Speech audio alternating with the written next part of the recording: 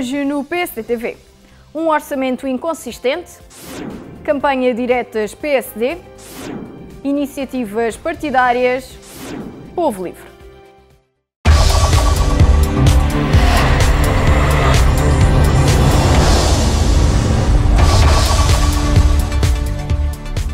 Olá, seja bem-vindo ao PSD-TV.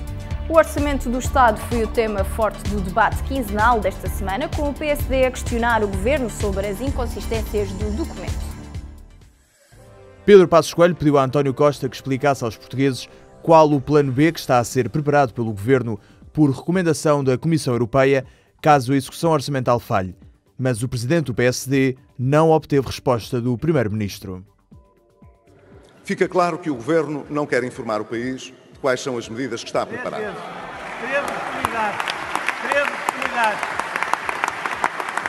Temos a certeza, no entanto, de que as preparará em conjunto com o Partido Comunista Português e com o Bloco de Esquerda.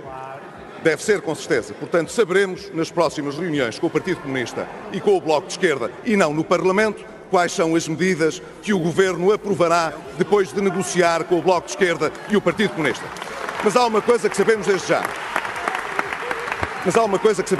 Sr. Primeiro-Ministro, é que realmente o Governo não tem vindo a cumprir com zelo a sua função de dar tranquilidade ao país.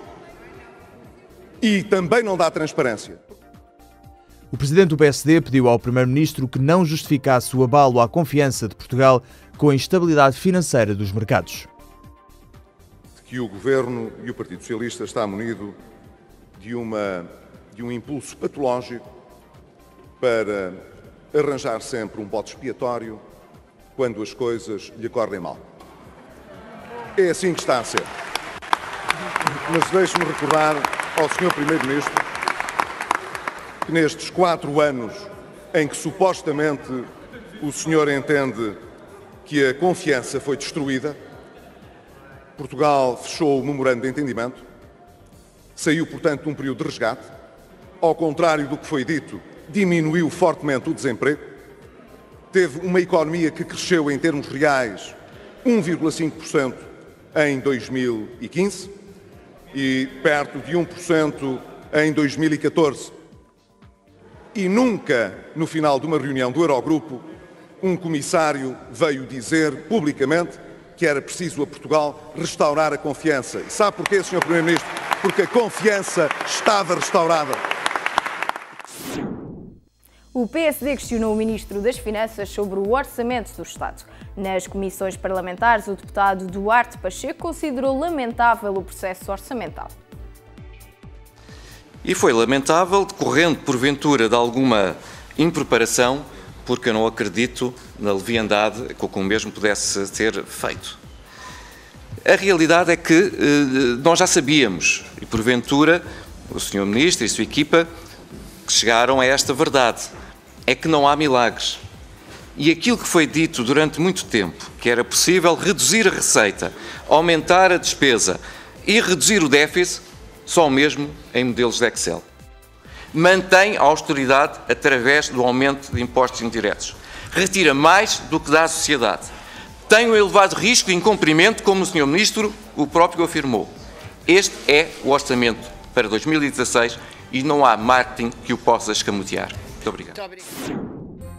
A pedido do PSD, o Governo explicou no Parlamento o negócio da TAP.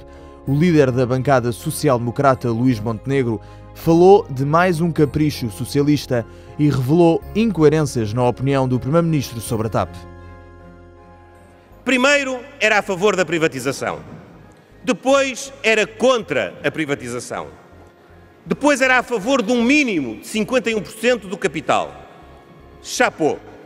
Finalmente, algo de que ninguém nunca se tinha lembrado, 50% e condições e acordo parasocial especiais.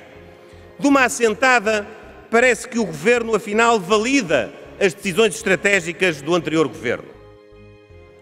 Quanto custa aos contribuintes esta birra e este capricho do Dr. António Costa? Depois, há um acordo ou há um memorando de entendimento? De 2,5 páginas, ao que parece. Esta operação faz da TAP o quê? uma empresa pública, uma empresa privada ou uma parceria público-privada, como diz o Partido Comunista? Senhor Ministro, este acordo foi obtido a troco de quê? Pedro Passos Coelho apresentou a sua candidatura às eleições diretas do PSD. É uma honra muito grande, e tem sido uma honra muito grande, representar em Portugal esta visão social-democrata que o meu partido corporiza e que me permitiu defender o meu país, tanto no governo como na oposição, tanto na austeridade como na bonança.